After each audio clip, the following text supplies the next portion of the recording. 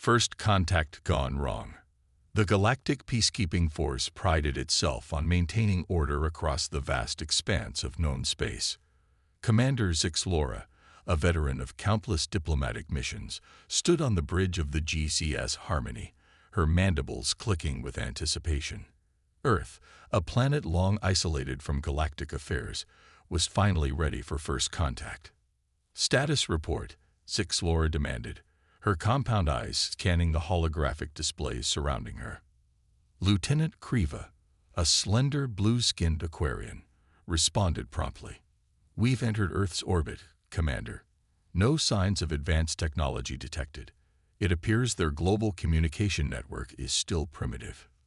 Zixlora nodded, her antennae twitching thoughtfully. "As expected, prepare the landing party. Remember, we're here to establish peaceful relations. These humans have no idea what lies beyond their atmosphere."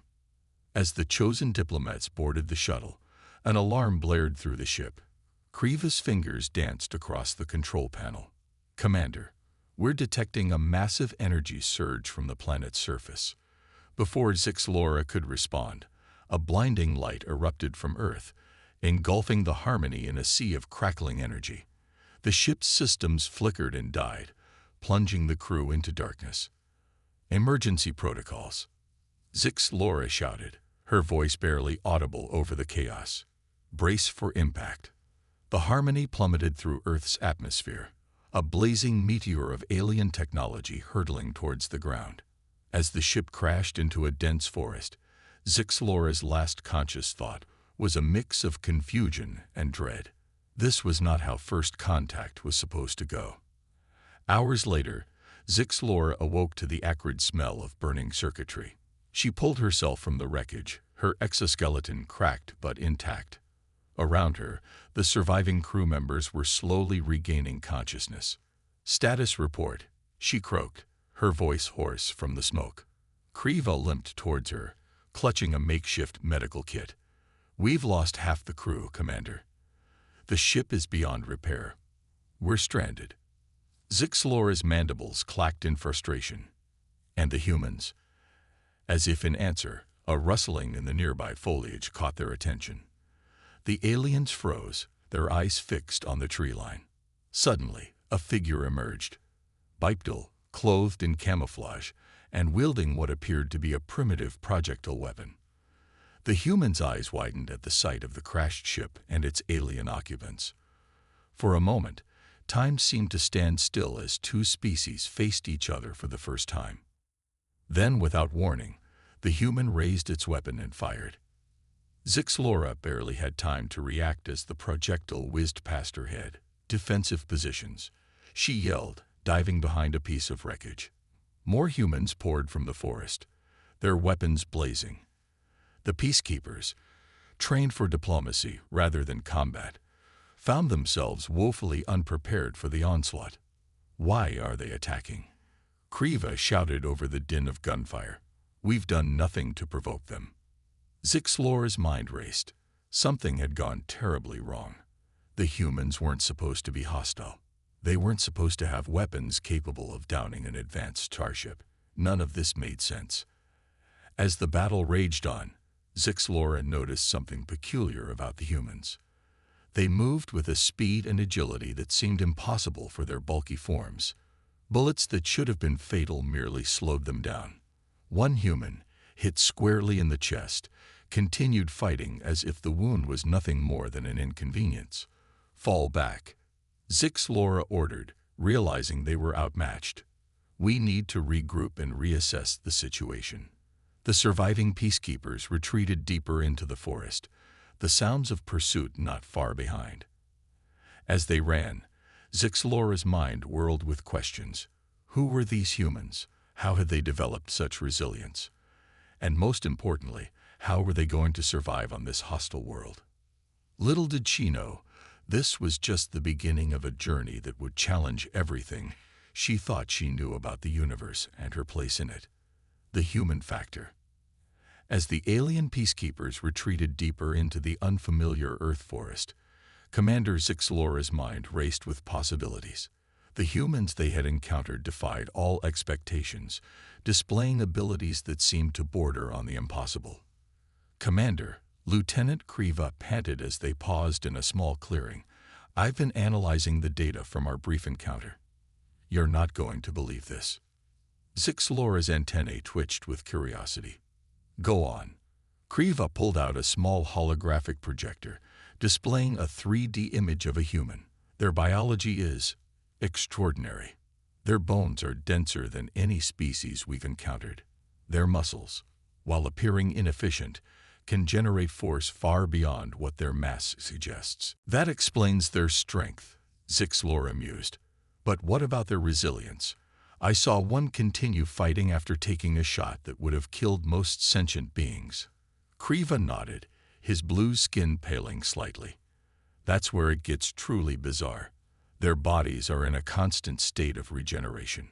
Wounds that would be fatal to us are merely inconvenient to them. And their pain tolerance, off the charts." As the implications sank in, a rustling in the nearby bushes put the aliens on high alert. They raised their weapons, expecting another human attack. Instead, a single figure stepped into the clearing, hands raised in a gesture of peace. "Easy there, folks.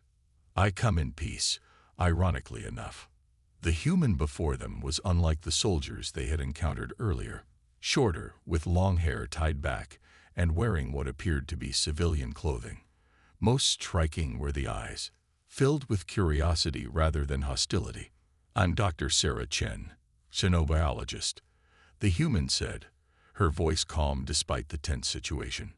"I've been tracking your ship since it entered our atmosphere. I'm here to help." Zixlora's compound eyes narrowed. "Help? Your people attacked us without provocation." Sarah winced. "Yeah, about that. There's been a misunderstanding. The energy pulse that disabled your ship, that was a test of our planetary defense system. We had no idea you were coming." "Planetary defense," Krive interjected. "But your civilization is pre-FTL. You shouldn't have technology capable of taking down an advanced alien starship." Sarah finished, a hint of pride in her voice.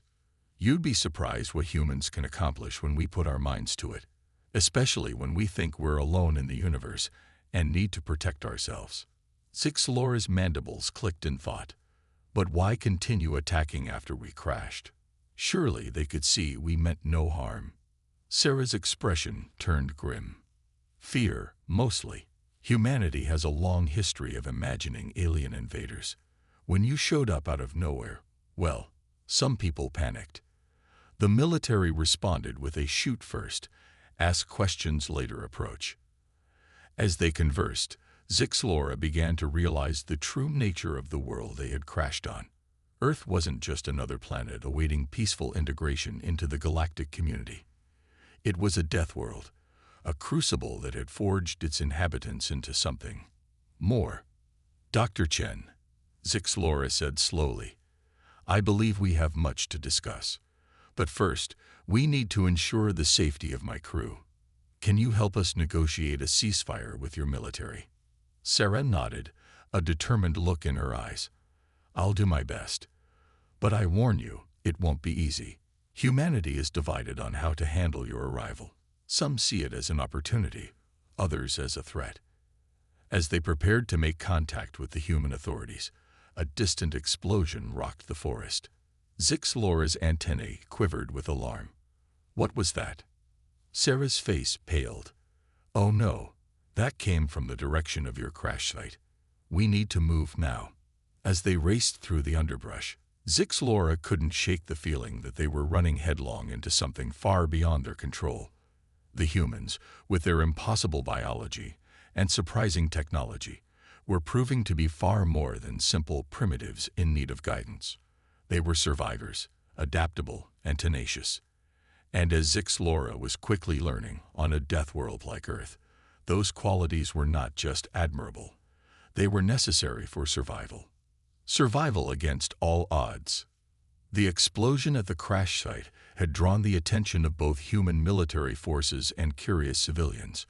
As Commander Zixlora, Lieutenant Kriva, and Dr. Sarah Chen approached, they were met with a scene of chaos. The wreckage of the alien ship was ablaze, and a crowd had gathered at the perimeter, held back by armed soldiers. "This is bad," Sarah muttered, her eyes scanning the crowd.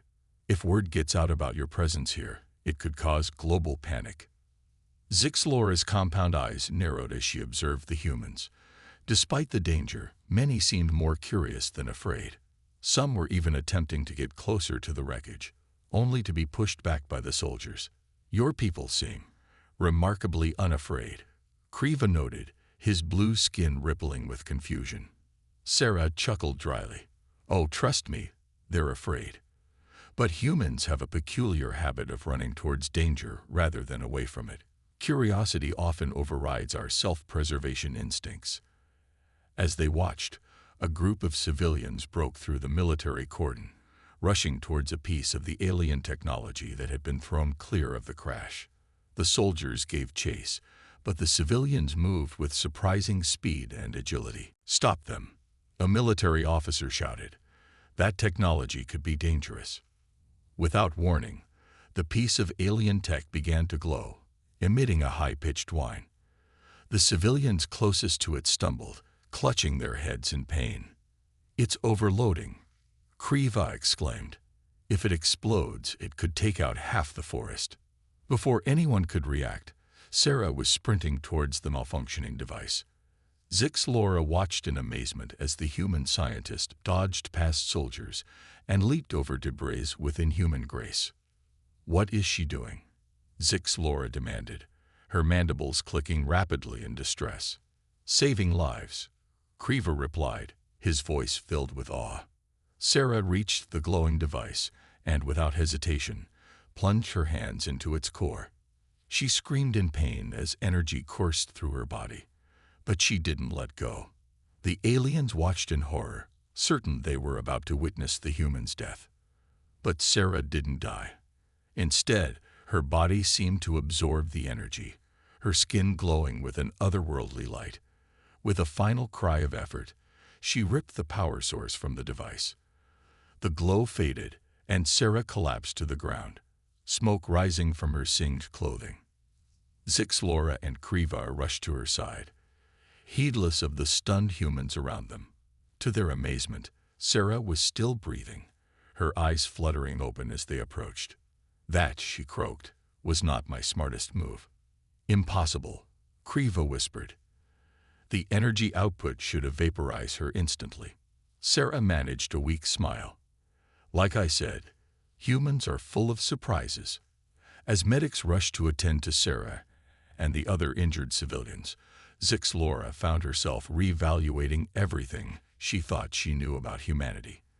These weren't just resilient creatures, they were capable of feats that defied explanation.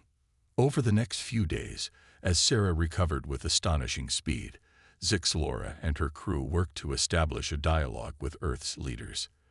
The initial hostility gave way to cautious curiosity as humans began to realize the potential benefits of peaceful contact with an advanced alien civilization. But it wasn't all smooth sailing. Some human factions, fearful of the changes alien contact would bring, launched attacks on the peacekeepers and their human allies. Zixlora found herself constantly amazed by the ingenuity and adaptability of her human protectors. One particularly harrowing incident occurred when a group of extremists attempted to sabotage the makeshift communication array aliens had set up to contact their homeworld. The attackers had somehow obtained advanced weaponry, likely scavenged from the crash site. As energy blasts tore through the air, Zixlora expected the human security team to retreat. Instead, they adapted with terrifying speed. Using nothing but debris and scavenged materials, they cobbled together makeshift shields and improvised weapons. One human, a grizzled veteran named Jack, took a direct hit from an energy weapon. The blast left a smoking hole in his chest, and Zixlora was certain he was dead.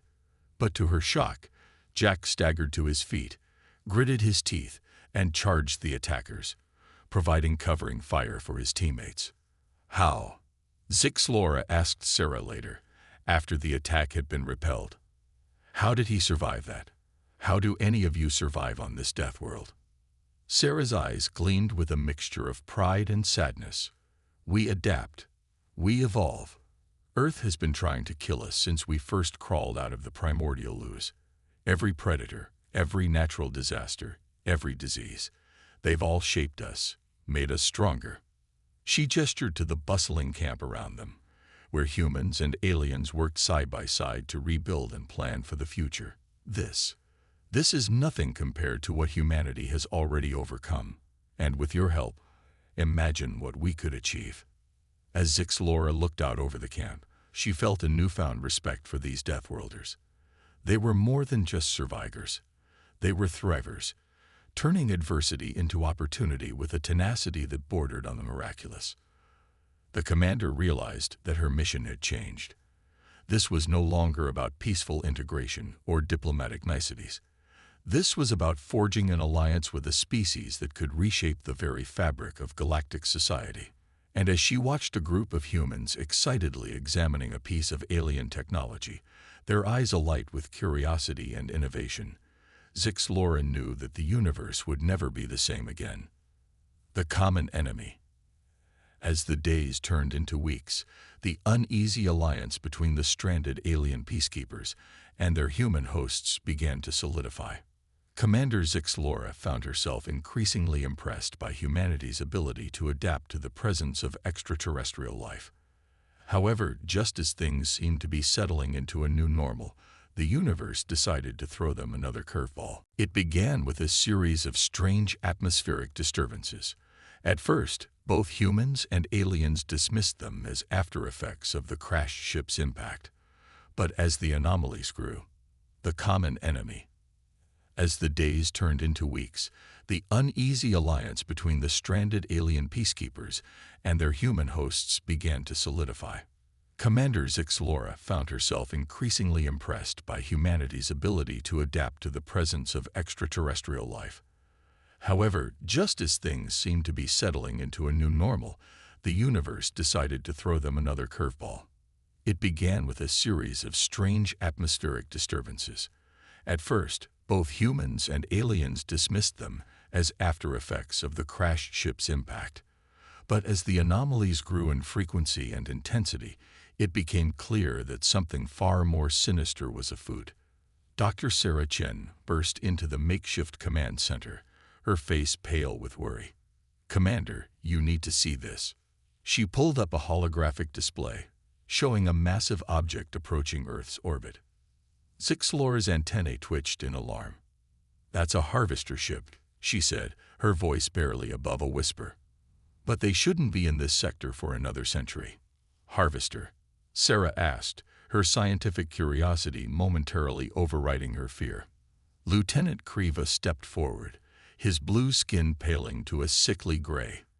"They're a scourge on the galaxy. They travel from world to world, stripping planets of resources and leaving lifeless husks in their wake. We've been trying to track and stop them for millennia." Sarah's eyes widened in understanding. "And now they're here. For Earth." The next few hours were a flurry of activity as humans and aliens worked together to prepare for the impending invasion. Earth's military leaders were briefed, and a global alert was issued. But as the first harvester ships entered the atmosphere, it became clear that humanity's weapons were woefully inadequate against the advanced alien threat. "We need to buy time," Zixlora declared, addressing a room full of human and alien strategists. "If we can hold them off long enough, we might be able to contact the Galactic Peacekeeping Force for reinforcements." A grizzled human general scoffed. "With all due respect, Commander, we can't just sit back and wait for your space cavalry. This is our home, and we'll defend it with everything we've got." What followed was a display of human ingenuity that left even the seasoned alien peacekeepers in awe. Within hours, Earth scientists had reverse-engineered some of the alien technology from the crashed ship, integrating it with human weapons systems. Factories worldwide switched to wartime production, churning out hybrid weapons at an astonishing rate. As the first wave of harvesters descended on major cities, they were met with a resistance unlike anything they had encountered before. Human fighter pilots, their jets enhanced with alien tech, engaged in dogfights that defied the laws of physics. On the ground, soldiers wielded energy weapons alongside traditional firearms, adapting their tactics on the fly. But it was in the realm of electronic warfare that humanity truly shined. A team of hackers, led by a young prodigy named Aisha, managed to infiltrate the Harvester's communication networks. "Their systems are like nothing I've ever seen," Aisha explained, her fingers flying over holographic keyboards. "But at its core, it's still just code. And humans, we speak code fluently." With Aisha's team providing intel, Earth's defenders were able to anticipate the Harvester's moves, turning the tide of several key battles. But the alien invaders were relentless, and for every ship they destroyed, 2 more seemed to take its place. In the midst of the chaos, Dr. Chen made a breakthrough. Analyzing data from the Harvester's energy weapons, she discovered a fundamental flaw in their design.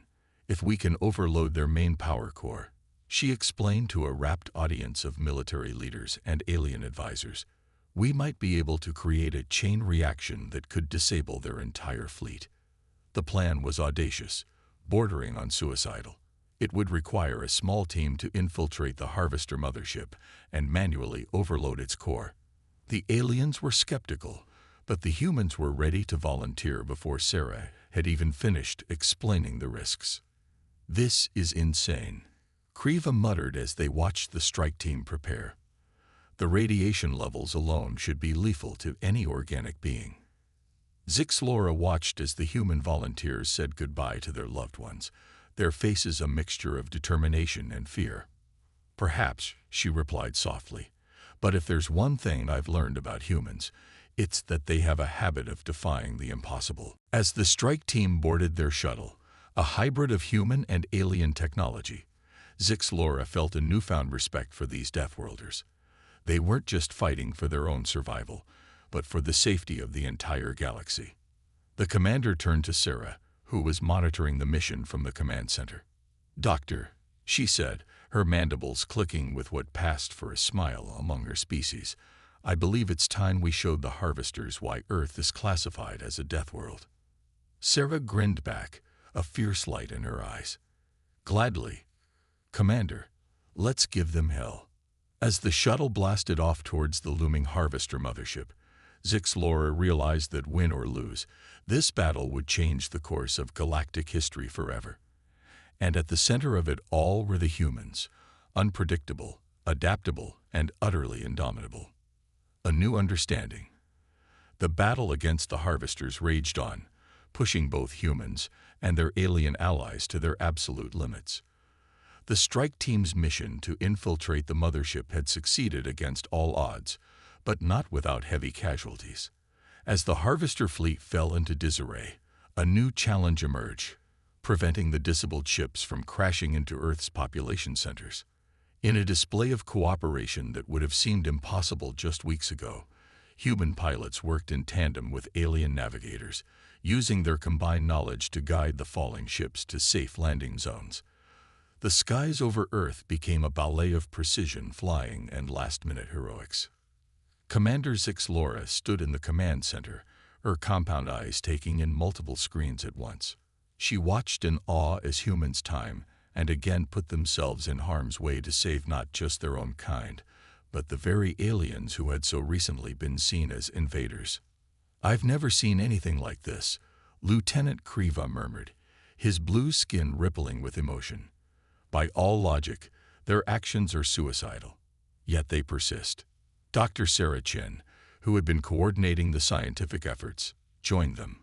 Despite days without sleep, her eyes were bright with determination. "That's humanity for you," she said with a tired smile. "Logic often takes a backseat to compassion and sheer stubbornness." As the last of the Harvester ships were neutralized, a stunned silence fell over the command center. Then, slowly, cheers began to erupt, human and alien voices joining together in a cacophony of relief and triumph. In the days that followed, the true scope of what had been accomplished began to sink in. Humanity, a species that had been isolated and unaware of galactic civilization, had not only survived an invasion by one of the most feared forces in the universe, but had played a crucial role in defeating them.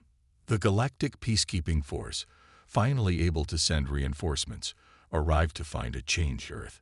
Cities bore the scars of battle, but amid the rubble, humans and aliens worked side by side to rebuild. The technology and knowledge shared during the crisis had accelerated Earth's development by centuries. In a historic ceremony, broadcast to every corner of the planet and streamed across galactic channels, Commander Zixlora stood before a mixed audience of humans and aliens. "When we first arrived on your world," she began, her translator conveying the emotion in her alien voice, "we thought we were coming to guide a primitive species into the galactic community. We could not have been more wrong." She gestured to the humans seated in the front row, soldiers, scientists, and civilians who had distinguished themselves during the crisis. "You have shown us the true meaning of strength, not just in your physical resilience, which is remarkable, but in your spirit. Your unwavering determination in the face of impossible odds, your capacity for innovation under pressure, and your willingness to risk everything for the greater good. These are qualities that will reshape our understanding of what it means to be a galactic civilization." As Zixlora spoke, screens behind her showed footage from the battle. Human ingenuity combining with alien technology to create solutions no single species could have devised alone. The defeat of the Harvesters is not just a victory for Earth, but for all sentient life. And it would not have been possible without the unique qualities that your Deathworld has instilled in you. The commander's mandibles clicked in what the humans had come to recognize as a smile. "It is therefore my honor to extend an invitation, not for Earth to join our existing galactic alliance, but for a new coalition to be formed, one that recognizes the strength in our diversity and the power of cooperation between worlds." The proposal was met with thunderous applause from humans and aliens alike. As the ceremony concluded, Dr. Chen approached Zixlora, her eyes shining with unshed tears. "You know," Sarah said, "when I was a little girl dreaming of alien life, I never imagined anything like this. I thought we'd be the ones learning from you, but it turns out we had something to teach as well." Zixlora placed a gentle claw on Sarah's shoulder. A gesture she had learned conveyed comfort to humans. "Your species has taught us more in these few weeks than we have learned in centuries of galactic exploration. The resilience forged by your Deathworld, combined with your capacity for compassion, makes humanity a force unlike any we've encountered." As they looked out over the gathering, where humans and aliens mingled freely, sharing stories and ideas, Zixlora felt a sense of hope she hadn't experienced in many cycles. The galaxy was entering a new era, one shaped by the indomitable spirit of humanity. "So, Commander," Sarah said with a grin, "what's our next adventure?" Zixlora's antennae quivered with excitement. "My dear Doctor, with humanity joining the galactic stage, I have a feeling our adventures are just beginning." As the sun set on this new era of human-alien cooperation, one thing was clear: the universe would never be the same again. The Deathworlders of Earth had not just survived, they had thrived, bringing their unique blend of tenacity, innovation, and heart to the cosmic community. And in doing so, they had reminded everyone, human and alien alike, of a fundamental truth, that even in the darkest of times, hope and unity could overcome any obstacle. The story of humanity's rise from isolated Deathworlders to galactic peacekeepers was just beginning, and the cosmos watched with bated breath to see what these remarkable beings would do next.